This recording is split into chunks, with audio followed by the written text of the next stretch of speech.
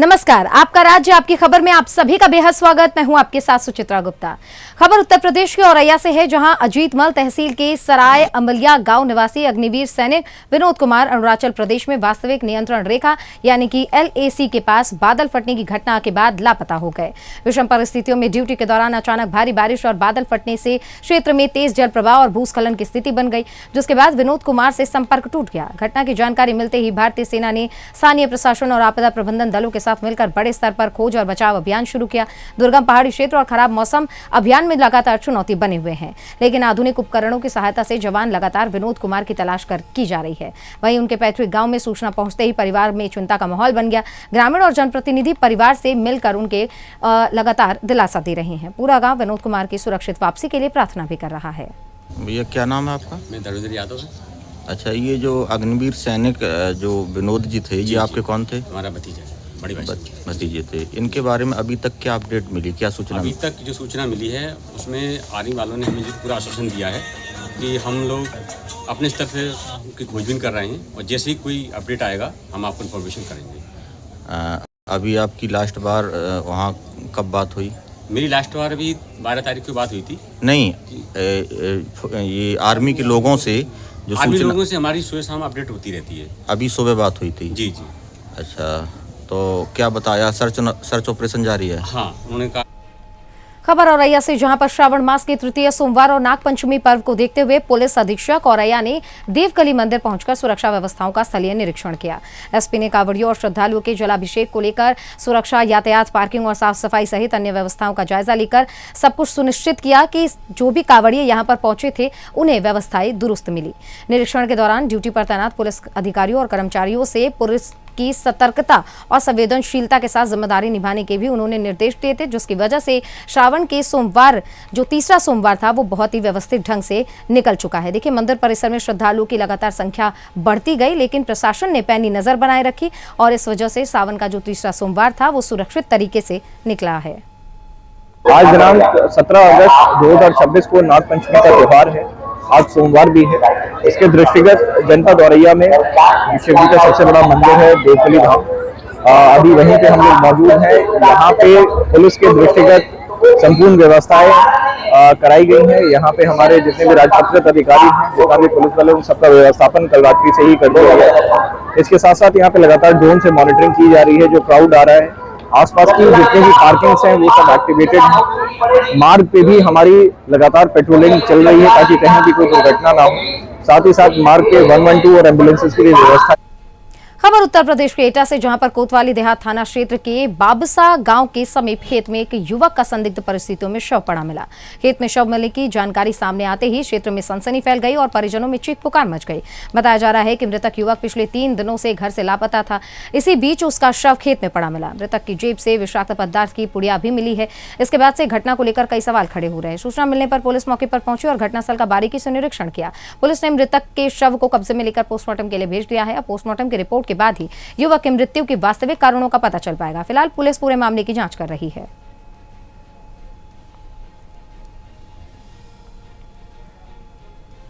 खबर उत्तर प्रदेश के कानपुर से है, जहां पर कानपुर कमिश्नरेट पुलिस की कार्रवाई को लेकर एक परिवार ने गंभीर आरोप लगाए। पीड़ित परिवार के अनुसार 6 अगस्त को गुजैनी थाना क्षेत्र में पथराव के मामले में पंकज ठाकुर के खिलाफ मुकदमा दर्ज हुआ था। मुकदमे में आरोपी के पिता का नाम और पता भी दर्ज हुआ।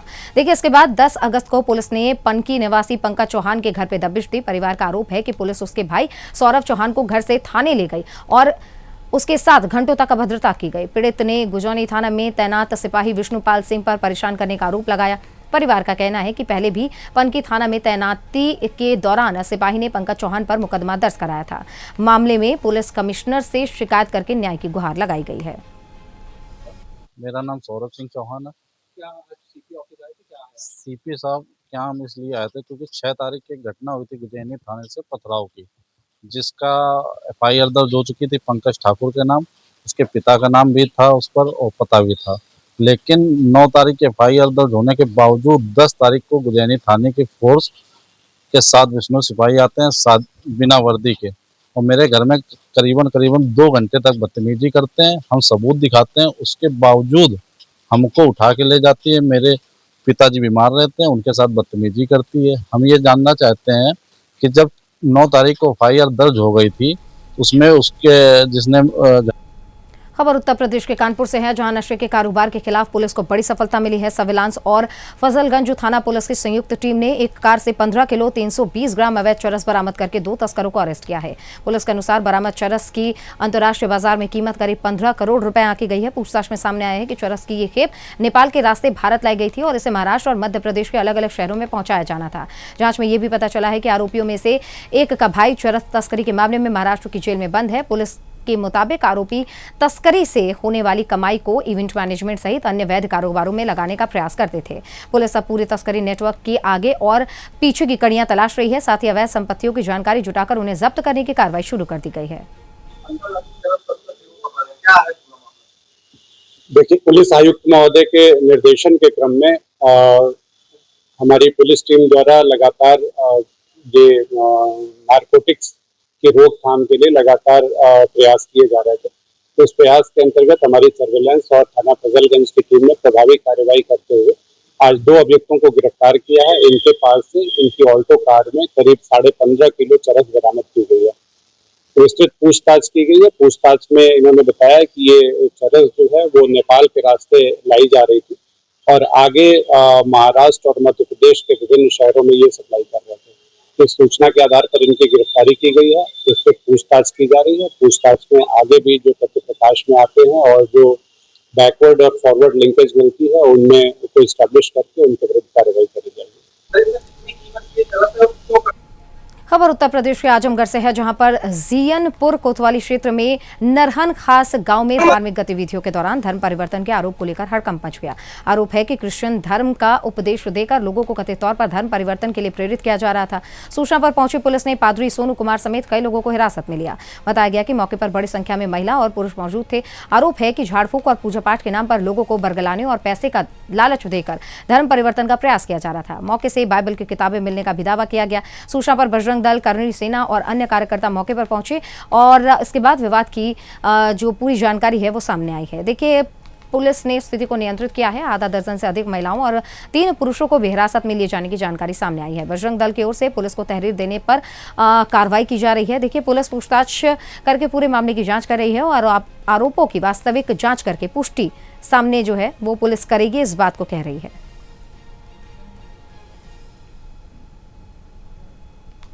खबर उत्तर प्रदेश के फारुखाबाद से है, जहां पर कानपुर मंडल के आयुक्त विजेंद्र पंडियन ने जिलाधिकारी डॉक्टर अंकुर लाठर और पुलिस अधीक्षक आरती सिंह के साथ बाढ़ प्रभावित क्षेत्रों का निरीक्षण किया। आयुक्त ने बिलालपुर गांव पहुंचकर बाढ़ पीड़ितों की समस्याएं सुनी और अधिकारियों से राहत व्यवस्था की जानकारी ली। आयुक्त ने कहा है कि बाढ़ पीड़ितों को अपनी जान जोखिम में डालकर रहने नहीं दिया जाएगा। गंगा किनारे बसे हर वर्ष बाढ़ की चपेट में आने वाले गांव के लोगों को आवासीय पट्टे देकर सुरक्षित स्थानों पर बसाया जाएगा।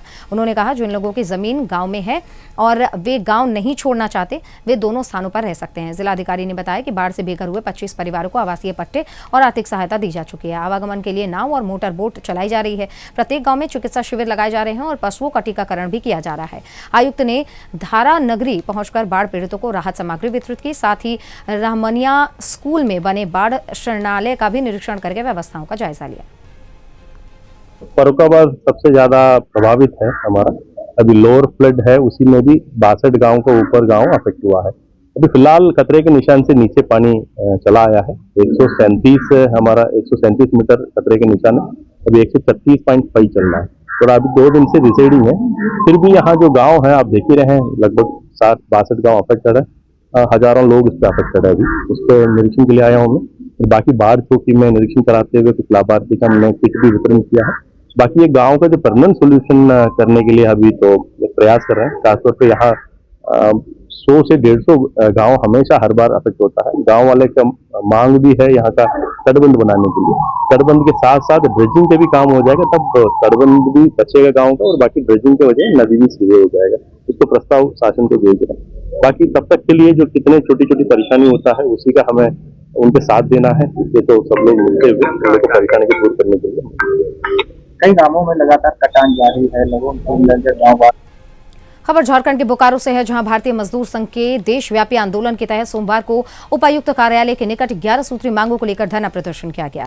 आंदोलन की अध्यक्षता जितेंद्र तिवारी ने की। प्रदर्शन के बाद संघ के प्रतिनिधिमंडल ने 11 सूत्री मांगों से जुड़ा मांग पत्र उपायुक्त को सौंपा है। धरना प्रदर्शन में मजदूरों और कर्मचारियों से जुड़ी विभिन्न मांगे उठाई गई। संघ ने ESIC की वेतन सीमा 21,000 रुपए बढ़ाकर 42,000 रुपए करने की मांग की है। न्यूनतम EPF पेंशन 1,000 रुपए से बढ़ाकर 7,500 रुपए प्रतिमाह करने और EPF वेतन सीमा 15,000 रुपए से बढ़ाकर 30,000 रुपए करने की मांग प्रमुख रही।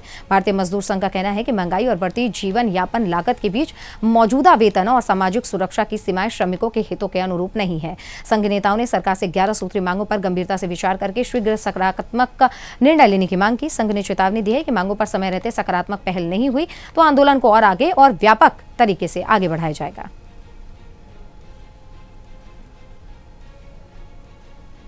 उत्तर प्रदेश के आजमगढ़ से ये खबर, जहां पर शादी का झांसा देकर युवती से संबंध बनाने और उसके अश्लील फोटो वीडियो प्रसारित करने के मामले में रौना पार पुलिस और साइबर सेल ने आरोपी प्रमोद गौंड को महाराष्ट्र से गिरफ्तार किया। पुलिस के अनुसार रौना पार क्षेत्र की 23 वर्षीय युवती ने आरोपी पर शादी का झांसा देकर संबंध बनाने, फोटो वीडियो बनाने और बाद में प्रसारित करने का आरोप लगाया। मामला दर्ज होने के बाद पुलिस ने आरोपी की तलाश शुरू की, लेकिन करीब 1 महीने तक उसकी कोई लोकेशन नहीं मिली। इसके बाद साइबर सेल और सर्विलांस दल की तकनीकी सहायता ली गई। जांच में आरोपी की लोकेशन महाराष्ट्र के पालघर बोईसर में मिली है। SP ग्रामीण चिराग जैन के अनुसार पुलिस दल महाराष्ट्र भेजा गया और स्थानीय पुलिस के सहयोग से आरोपी को अरेस्ट करके आजमगढ़ लाया गया है। आरोपी को न्यायालय के समक्ष पेश करके जेल भेजने की कार्रवाई की जा रही है। पुलिस के मुताबिक तकनीकी जांच में साइबर सेल को महत्वपूर्ण भूमिका उनकी रही है। मामले में आगे की विधिक कार्रवाई भी जारी है। सर, ये पूरा मामला क्या है?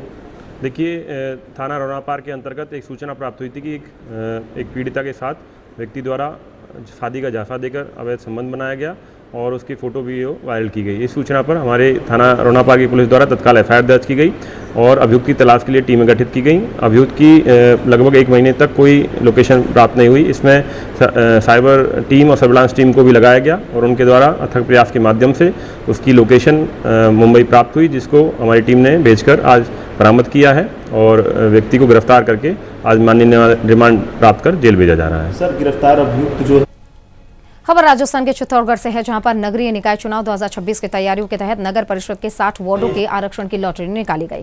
जिला परिषद के ग्रामीण विकास सभागार में हुई प्रक्रिया के दौरान जिला कलेक्टर डॉक्टर मंजू सहित प्रशासनिक अधिकारी मौजूद रहे। विभिन्न राजनीतिक दलों के कार्यकर्ता, पदाधिकारी और संभावित दावेदार भी बड़ी संख्या में पहुंचे थे। लॉटरी के बाद 8 वार्ड अनुसूचित जाति के लिए आरक्षित किए गए।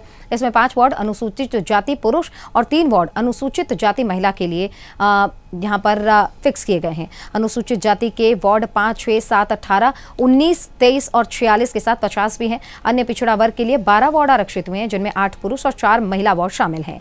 वहीं 38 वार्ड अनारक्षित रखे गए हैं, जिनमें 25 पुरुष, 13 महिला वार्ड शामिल हैं। आरक्षण की स्थिति सामने आते ही चुनावी गतिविधियां तेज हो गई है। कई संभावित दावेदारों के समीकरण बदल गए हैं। बीजेपी, कांग्रेस सहित अन्य दल अब वार्ड वार नए सिरे से संभावित प्रत्याशियों का आकलन करेंगे। महिला आरक्षित वार्डों में नए चेहरों को अवसर मिलने की संभावना इस वजह से बढ़ गई है।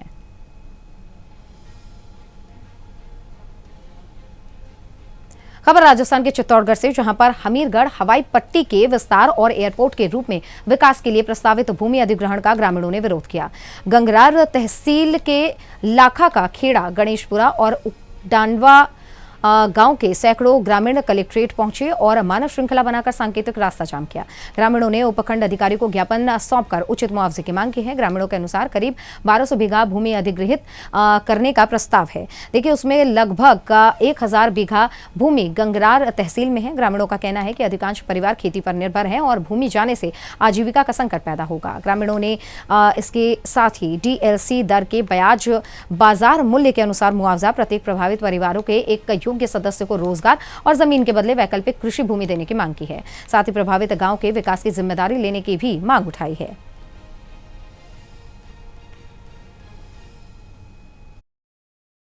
आज क्यों आए आप यहाँ? सर, हमारी जमीन जा रही है हवाई पट्टी के अंदर, जो एरोड्रम बना है उसमें। कहाँ पे? चित्तौड़ और भीलवाड़ा के बॉर्डर के ऊपर। कितने किसानों की जमीन जा रही है? करीब 1000 बीघा तो हमारे इसकी जा रही है सर। चित्तौड़ डिस्ट्रिक्ट की 200 बीघा जा रही भीलवाड़ा। क्या मुआवजा क्या दे रहे हैं? मुआवजा तो बहुत नए के बराबर में दे रहे हैं। 10 बीघा जमीन हम बेचेंगे जब हमको वापस 2 बीघा दूसरी जगह मिलेगी। तो क्या मांगे आप लोगों की? हमारी मांग है कम से कम 40 लाख रुपए बीघा। लक्ष्मण लाल जाट। हाँ, कैसे आए यहाँ? हम यहाँ आए, हमारे भीलवाड़ा और चित्तौड़गढ़ के बीच में एक अमीरगढ़ हवाई पट्टी है, उसको सरकार भी ये विस्तार कर रही है। उसमें सरकार ने प्रस्ताव भेजा 450 हेक्टेयर जमीन अधिग्रहण करेगी। इसमें से हमारे 4 गांवों के किसानों की जमीन पूरी तरह इसके अंदर जा रही है। तो हमारे सर्कल की रेट डीएलसी रेट नए मात्र के बराबर है। फ्यूल रेट है 7 लाख हेक्टेयर के हिसाब से और बिगर फ्यूल 5 लाख रुपए प्रति हेक्टेयर के हिसाब से रेट है। उस हिसाब से हमको अगर ये जमीन अधिग्रहण करेंगे हमारी, तो हम कहीं और दूसरी जगह जमीन। खबर झारखंड के बोकारो से है, जहां पर 80वें स्वतंत्रता दिवस के अवसर पर जनता मजदूर संघ की ओर से सेक्टर 3E स्थित नवनिर्मित कार्यालय परिसर में समारोह आयोजित किया गया। हिंद मजदूर सभा के राष्ट्रीय उपाध्यक्ष JBCCI सदस्य और संघ अध्यक्ष सिद्धार्थ गौतम ने कार्यालय का उद्घाटन कर तिरंगा फहराया। सैकड़ों मजदूरों ने राष्ट्रध्वज को सलामी दी और भारत माता की जय और वंदे मातरम के नारे लगाए। सभा में सिद्धार्थ गौतम ने स्वतंत्रता सेनानियों और अमर बलिदानियों को नमन किया। उन्होंने कहा कि देश की प्रगति में श्रमिकों की महत्वपूर्ण भूमिका रही है। मजदूरों से ईमानदारी, अनुशासन, कर्तव्य निष्ठा और राष्ट्रहित को प्राथमिकता देने की अपील की गई। उन्होंने कहा कि श्रमिकों के जायज अधिकारों के लिए लोकतांत्रिक तरीके से संघर्ष जारी रहेगा और हर महीने मजदूरों से सीधे संवाद करके उनकी समस्याएं सुनी जाएंगी। संघ महामंत्री प्रमोद कुमार देव ने बोकारो इस्पात संयंत्र को राष्ट्र निर्माण की महत्वपूर्ण कर्मभूमि बताया। उन्होंने श्रमिकों से उत्पादन, गुणवत्ता, सुरक्षा और अनुशासन को प्राथमिकता देने का आह्वान किया। समारोह का समापन राष्ट्र की एकता, अखंडता और श्रमिक सम्मान की रक्षा के लिए सामूहिक संकल्प के साथ हुआ।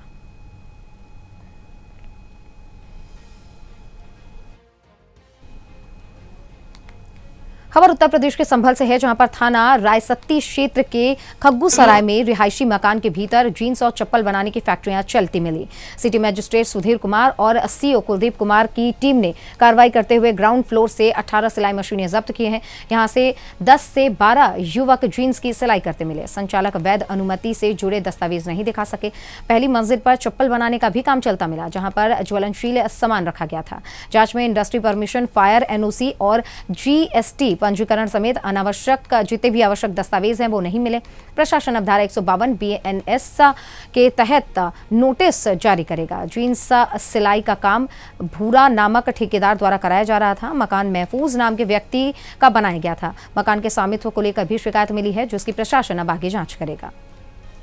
संभल के मोहल्ला खग्गूसराय में एक मकान का निरीक्षण किया, वहाँ पर 2 गोदाम चलते मिले। किस तरह के गोदाम थे, क्या कहते?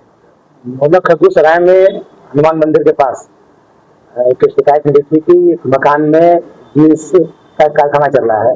इसी क्रम में हम सीओ साहब राजभवन के मकान का, तो महफूज नाम के व्यक्ति का मकान है, जिसमें नीचे ग्राउंड लेवल पर एक भूरा गांव के ठेकेदार द्वारा एक सिलाई, जींस की सिलाई का एक कारखाना लगाया हुआ है। लगभग 18 सिलाई मशीनें वहाँ थी और 10-12 लड़के वहाँ काम करते दिख रहे थे। उनसे जब जानकारी दी गई कि कोई उनके पास कोई अनुमति है किसी विभाग की, तो कोई नहीं दिखा सके वो, जबकि इस तरह के उद्योगों में एक इंडस्ट्री की परमिशन होनी चाहिए, फायर की NOC होनी चाहिए, GST का एक उसमें होना चाहिए रजिस्ट्रेशन। ये सब उनके पास नहीं मिला। जानकारी मिली कि प्रथम तल पर भी कुछ चल रहा है, तो वहाँ भी जाकर देखा गया। तो खबर गुजरात के सूरत से है, जहां पर सावन के पावन महीने में भोलेनाथ की भक्ति का वातावरण बना हुआ है। गुड़ादरा के महाराणा प्रताप चौक से सूडी चैरिटेबल ट्रस्ट और झारखंड राणा समाज सेवा ट्रस्ट की ओर से भव्य कांवड़ यात्राएं निकाली गई। दोनों यात्राओं में सैकड़ों श्रद्धालु शामिल हुए और बोल बम और हर हर महादेव के जयघोष से वातावरण शिवमय हो गया।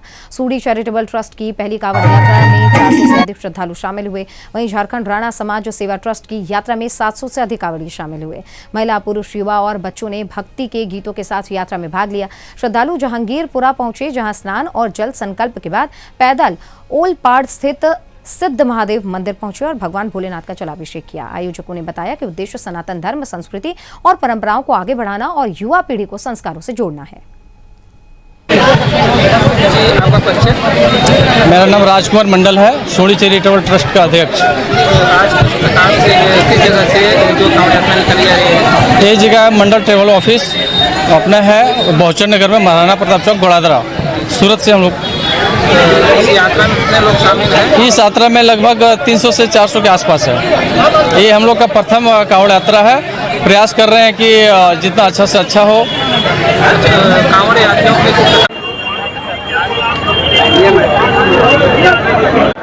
जी, आपका नाम? मेरा नाम मुन्नी देवी है। अच्छा, आप कितने सालों से यात्रा में शामिल हो रही हैं? 7-8 वर्षों से मैं शामिल हूँ इसमें। भगवान से आप क्या इच्छा रखते हैं? मैं भगवान भोलेनाथ से ही कामना करती हूँ कि स्वस्थ हमेशा हमारा बना रहे और घर परिवार सुख समृद्धि से भरा रहे। मैं भोलेनाथ से ही प्रार्थना कर। हेलो जी, आपका परिचय? मैं उमेश गज्जर झारखंड के रहने वाला हूँ। ये संस्था का अध्यक्ष हूँ। खबर उत्तर प्रदेश के फिरोजाबाद से है, जहां पर बार एसोसिएशन के 2026 और 27 के वार्षिक चुनाव के लिए सोमवार को नामांकन प्रक्रिया पूरी हो गई। चुनाव 29 अगस्त को होगा। मुख्य चुनाव अधिकारी शिवराज सिंह के अनुसार अध्यक्ष पद के लिए 9 प्रत्याशियों ने नामांकन दाखिल किया है। महासचिव पद के लिए 9, वरिष्ठ उपाध्यक्ष के लिए 5 और कोषा अध्यक्ष पद के लिए 4 और कनिष्ठ उपाध्यक्ष पद के लिए 3 प्रत्याशियों ने नामांकन किया है। वहीं सह सचिव के पद के लिए 8 प्रत्याशियों ने अपना नामांकन दाखिल किया है। अध्यक्ष पद पर हरिशंकर, संजय कुमार त्रिपाठी, देवेंद्र सिंह यादव, दलबीर सिंह तोमर, डॉक्टर देवी राम यादव, राजेंद्र सिंह यादव, विजय प्रकाश यादव, सुधीर शर्मा और हरवीर सिंह यादव चुनावी मैदान में है। महासचिव पद के लिए विमल बाबू, जफरुद्दीन, धर्मेंद्र यादव बिट्टू, इसके अलावा कृष्ण कुमार चौहान, घनश्याम यादव, योगेंद्र सिंह बघेल, चंद्रवीर सिंह सिकरवार, भूरी सिंह वर्मा और शिवा भदौरिया के नाम शामिल हैं। नामांकन के दौरान चुनाव संचालन समिति के अशोक कुमार चंचल, अजय कुमार राही सहित अन्य सहयोगी भी मौजूद रहे। बार एसोसिएशन फिरोजाबाद के वार्षिक चुनाव के लिए आज की तिथि नामांकन के लिए दी गई है और आगे भी दी गई है। आज हमारे युवा साथी संजय कुमार त्रिपाठी द्वारा अध्यक्ष पद के लिए अपना नामांकन प्रस्तुत किया गया है और प्रस्तुत करने के बाद में कमेटी द्वारा उसको स्वीकार कर लिया गया है, जिसकी रसीद भी जारी कर दी गई है। सर्वप्रथम तो मैं सुदर्शन न्यूज को मैं बधाई देता हूँ। हमारे यहाँ जो नामांकन 14/8/26 और 17/8/26 को 2 दिन हुआ, उसमें कुल प्रत्याशी 40 मैदान में है, जिसमें अध्यक्ष पद के लिए 9, वरिष्ठ उपाध्यक्ष पद के लिए 5 और महासचिव के लिए 9 और कोषाध्यक्ष के लिए 4 और कनिष्ठ उपाध्यक्ष के लिए 4 और सह सचिव के लिए 9। इस प्रकार हमारी चुनाव प्रक्रिया चल रही है कि 17 को आज नामांकन की पूर्ण प्रक्रिया पूरी हो गई है और सबने खबर राजस्थान के जालौर से है, जहां पर नगर निकाय आम चुनाव 2026 के लिए वार्ड आरक्षण की लॉटरी प्रक्रिया सोमवार को पूरी हो गई। जिला निर्वाचन अधिकारी एवं जिला कलेक्टर डॉक्टर प्रदीप के गांडवे की अध्यक्षता में कलेक्ट्रेट सभागार में आरक्षण तय किया गया। लॉटरी के जरिए जालौर नगर परिषद के 40, आहोर के 25, साइला के 25, भीममाल के 40 और सांचौर के 35 वार्डों में विभिन्न वर्गों के लिए आरक्षण निर्धारित हुआ। जालौर में 15 अनारक्षित, 7 अनारक्षित महिला, साथ ही 5 ओबीसी, 3 ओबीसी महिला, 5 एससी और 2 एससी महिला, 2 एसटी और 1 एसटी महिला वार्ड तय हुए हैं। आहोर में 10 अनारक्षित और 5 अनारक्षित महिला वार्ड समेत ओबीसी, एससी और एसटी के वार्ड निर्धारित हुए। सायला, भीमनाल और सांचौर में भी विभिन्न वार्डों के लिए आरक्षण तय किया गया। प्रक्रिया के बाद संभावित प्रत्याशियों की सक्रियता और राजनीतिक चर्चाएं तेज हो गई हैं। अधिकारियों ने प्रक्रिया के नियमों के अनुसार पारदर्शिता भी बनाए रखी।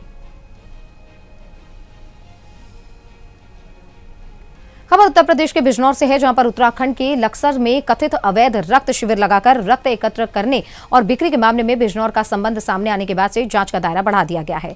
लक्सर पुलिस ने मामले की जांच में 5 आरोपियों को गिरफ्तार किया है। इसमें बिजनौर के सपा नेता और भागीरथ नेता सेना के राष्ट्रीय अध्यक्ष मदन लाल सैनी के पुत्र दुष्यंत कुमार भी शामिल बताया गया। पुलिस ने कार्रवाई के दौरान 27 यूनिट ब्लड और 27 खाली ब्लड बैग बरामद किया है। हरिद्वार के एसएसपी नवनीत सिंह बुल्लर ने बताया है कि 16 अगस्त को बिना अनुमति रक्त शिविर लगाकर रक्त एकत्रित किया गया और दूसरे राज्यों में बेचने की सूचना मिली। प्रारंभिक पूछताछ में रक्त को बिजनौर में करीब 8,000 रुपए प्रति यूनिट तक बेचने की बात कही गई। एक आरोपी का बिजनौर में भी अपना तंत्र होने की जानकारी मिली। पुलिस अब लक्सर से बिजनौर तक रक्त संग्रहण और बिक्री की सारी जो कड़ियां हैं वो खंगाल रही है। पहले लगाए गए 2 शिविरों में एकत्र रक्त कहां भेजे गए और नेटवर्क में कौन कौन शामिल है, इसकी भी जांच चल रही है।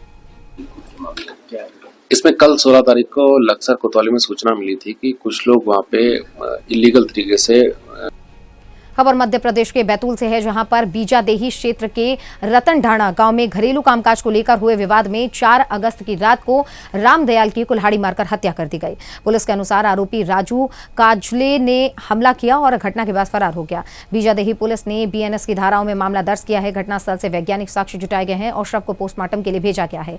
पुलिस अधीक्षक वीरेंद्र जैन के निर्देश पर आरोपी की गिरफ्तारी के लिए विशेष टीम गठित की गई है। संभावित ठिकानों पर लगातार दबिश देकर पुलिस ने 16 अगस्त को राजू काजले को गिरफ्तार कर लिया। उसे न्यायालय में पेश किया गया, जहां से उसे जेल भेज दिया गया है। पुलिस ने लोगों से पारिवारिक विवाद को हिंसा में बदलने से बचने और आपसी संवाद से समस्या को सुलझाने की अपील की है।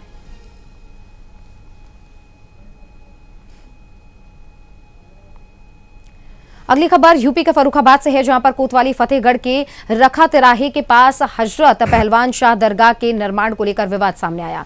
बजरंग दल के पदाधिकारियों ने आरोप लगाया है कि दरगाह का विस्तार जमीन पर कब्जा करके किया जा रहा है और उन्होंने निर्माण की जांच पर कार्रवाई की मांग उठाई है। सुदर्शन न्यूज की टीम के मौके पर पहुंचने पर दरगाह की बाउंड्री और कमरे बने मिले हैं। देखिए, बजरंग दल का दावा है कि इसमें कुछ निर्माण पीडब्ल्यूडी की जमीन पर हुआ है। जिला सह संयोजक योगेंद्र प्रताप और जिला सह मंत्री अनुज श्रीवास्तव ने आरोप लगाया है कि पहले दरगाह समिति क्षेत्र में थी, लेकिन अब लगातार विस्तार किया जा रहा है। सिद्धांत सिंह ने भी निर्माण ध्वस्त कराने की मांग की है। वहीं दरगाह के मुतवल्ली अब्दुल हक ने आरोपों से अलग पक्ष रखते हुए दरगाह वक्फ बोर्ड में दर्ज है और अपने पास भी सभी दस्तावेज मौजूद है, ऐसा बता दिया। उन्होंने इसे कई वर्ष पुराना बताया और अब प्रशासनिक जांच के बाद ही जमीन और निर्माण की वास्तविक स्थिति स्पष्ट हो सकेगी। ज्ञापन सौंपने आए, क्या समस्या है? जैनवी रोड पर एक दरगाह बनी हुई है, जिसका निर्माण अवैध तरीके से किया जा रहा है और वहाँ का जो हिंदू समाज है बहुत ही ज्यादा आक्रोशित है कि ये जो दरगाह जो बनी हुई है, इसका जो विस्थापन है पहले बहुत ही कम क्षेत्रफल में था, आज इसका जो विस्थापन है बहुत ही बड़े क्षेत्रफल में हो गया है। तो संगठन को पता किया या अवैध है या कागजों में दर्ज मचा रहा है? नहीं, इसके अगर साक्ष्य अगर उनके पास है तो प्रशासन के पास इसका कोई वो नहीं है और प्रशासन की भूमिका इसमें कुछ अजीब है। मैं जिलाधिकारी महोदय से आग्रह करूंगा कि इस पर उचित कार्रवाई करने की कृपा करें। क्या मांग है आप लोगों की? दरगाह मांग यही है हमारी, जो हिंदू संगठन एकजुट होकर आए हैं ज्ञापन सौंपने के लिए। देखिए, आज आप पूरे जिले में देख रहे हैं कि दरगाहों के नाम पे, मस्जिदों के नाम पे जो अवैध अतिक्रमण किए जा रहे हैं, उसका एक जीता जागता उदाहरण जो है वो रखा चौराहे पे मौजूद है। जो दरगाह कुछ सालों पहले मात्र 4 फीट की एक मजार छोटी सी हुआ करती थी, आज वहाँ लगभग 1.5 बीघा से ज्यादा जमीन जो वो कब्जा कर दी गई है। रही क्या कब्जा कर बनाया गया इसको मजार? जी, अगर देखिए जो वहाँ पे ओरिजिनल जो मजार है, संबंध में संगठन आज आया है और ज्ञापन सौंप रहा है यहाँ पे। फतेहगढ़ रखा चौराहे पर बनखड़िया फतेहगढ़ एक अवैध दरगाह है, उसका नाम है पहलवान शाह दरगाह। 1 वर्ष से पूर्व 4 से 5 फीट में वो थी, आज लगभग 1 बीघा जमीन कब्जा कर रखा है और हिंदू जनमानस से पता लगा है कि यहाँ पे हिंदू धर्मांतरण चलता है। हिंदुओं का धर्मांतरण बनाने का अड्डा बना रखा उन्होंने। खबर कर्नाटक के बेलगावी जिले के रायबाग से है, जहां पर नाग पंचमी के दिन खेत में घास इकट्ठा कर रही महिला की जहरीली सांप के काटने की वजह से मौत हो गई। मृतका की पहचान डॉक्टर BR अम्बेडकर नगर निवासी 43 वर्षीय सत्यवा शिवानंद श्रृंगे के रूप में हुई है। बताया गया कि परिवार की आर्थिक स्थिति सुधारने के लिए सत्यवा खेत में घास इकट्ठा कर रही थी। इसी दौरान जहरीले सांप ने उन्हें काट लिया। सांप के काटने के बाद परिवार और आसपास के लोग उन्हें तत्काल अस्पताल लेकर निकले, लेकिन रास्ते में ही मौत हो गई।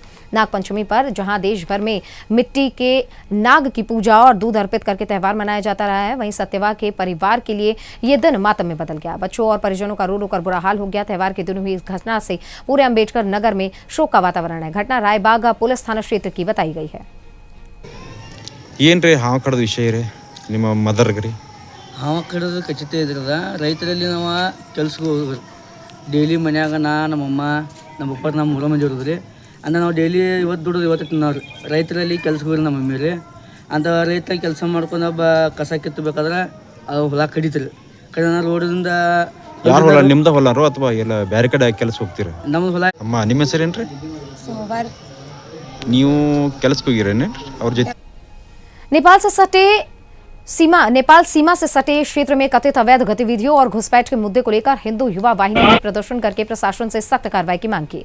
संगठन के कार्यकर्ताओं ने सीमा क्षेत्र में अवैध निर्माण और संदिग्ध गतिविधियों पर रोक लगाने की मांग उठाई है। पूर्व विधायक राघवेंद्र प्रताप सिंह ने कहा है कि भारत नेपाल सीमा की सुरक्षा से किसी भी तरीके का समझौता नहीं होना चाहिए। उन्होंने सीमा क्षेत्र में अवैध गतिविधियों और बिना अनुमति निर्माण की शिकायतों की जांच कराने की मांग कर दी। देखिए, संगठन ने प्रशासन से सीमा पर निगरानी बढ़ाने और संदिग्ध लोगों की पहचान करके अनावश्यक कानूनी कार्रवाई जो चल रही है उसको लेकर उन्होंने कहा है कि इसको आवश्यक तरीके से कानूनी कार्रवाई की जाए ताकि सारी चीजें क्लियर हो सके। देखिए, कार्यकर्ताओं ने कहा है कि सीमा क्षेत्र में सुरक्षा व्यवस्था मजबूत रखना चाहिए ताकि किसी भी तरीके की अवैध गतिविधि को रोका जा सके। प्रशासन की ओर से पूरे मामले की जांच और आवश्यक कार्रवाई की बात कही गई है।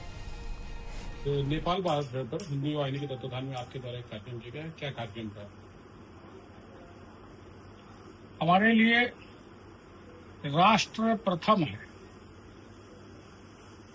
राजनीति द्वितीय स्थान पर। हमने भी नेपाल में कहा कि हर राष्ट्रभक्त नागरिक को अपनी आंख खुली रखनी चाहिए, अपने कान खुले रखने चाहिए। अच्छा है कि इस देश के सूरत में भारतीय मजदूर संघ के तत्वाधान में आंगनबाड़ी कर्मचारियों ने अपनी विभिन्न मांगों को लेकर जिला सेवा सदन पहुंचकर जिला कलेक्टर को ज्ञापन सौंपा। बड़ी संख्या में महिला पुरुष कर्मचारी प्रदर्शन में शामिल हुए। कर्मचारियों ने महंगाई के अनुरूप मानदेय बढ़ाने, लंबित मांगों पर जल्द निर्णय लेने की अपील की। कर्मचारियों का कहना है कि मौजूदा महंगाई में करीब 10,000 रुपए का मानदेय परिवार चलाने के लिए पर्याप्त नहीं है। उन्होंने अधिकतम मानदेय निर्धारित करने की मांग की है। साथ ही आंगनबाड़ी कर्मचारियों से केवल संबंधित कार्य ही कराने और साथ ही वर्ष 2015 से लंबित पदोन्नति प्रक्रिया जल्द पूरी करने की मांग उठाई है। कर्मचारियों ने चेतावनी दी है कि यदि मांगों पर जल्द सकारात्मक निर्णय नहीं हुआ तो आंदोलन को और तेज किया जाएगा। इस दौरान विभिन्न मजदूर संगठनों और संस्थाओं ने भी अपनी समस्याओं को लेकर जिला कलेक्ट्रेट को आवेदन सौंपे हैं।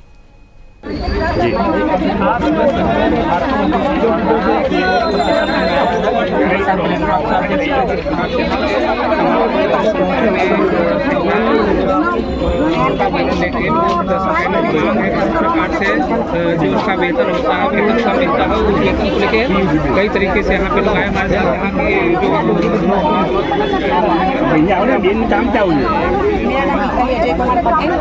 भारतीय कर्मचारी महासंघ में